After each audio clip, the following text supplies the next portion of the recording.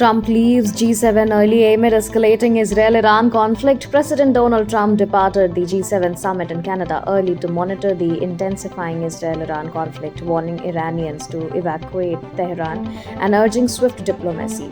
While initially resisting, he later signed a G7 statement supporting Israel's right to self-defense and calling for regional de-escalation. Trump directed his team to seek talks with Iran, and Senate GOP unveils Trump agenda bill with deep medicated cuts tax break. Senate Republicans have introduced their version of President Trump's Big Beautiful Bill proposing deep Medicaid cuts, work requirement for parents, and permanent tax break. The bill slashes clean energy incentives, caps state local tax deduction at $10,000, and makes 2017 Trump tax cut permanent, business tax breaks, and a $2,000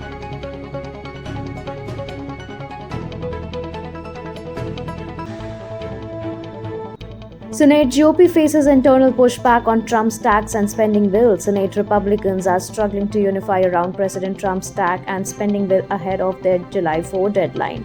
Senator Ron Johnson opposes the bill, citing inadequate spending control, and says it's impossible to pass by July. Four Senators Josh Hawley and Susan Collins subject to surprise changes in Medicaid's provider tax, while others like Rick Scott and Bill Cassidy remain undecided.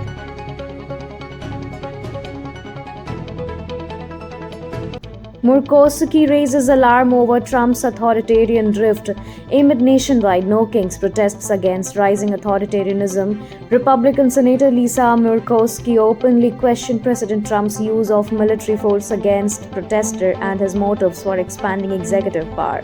Speaking to the New York Times, she acknowledged the possibility that Trump is testing the limits of presidential authority, calling his decision to deploy troops without state approval deeply concerning.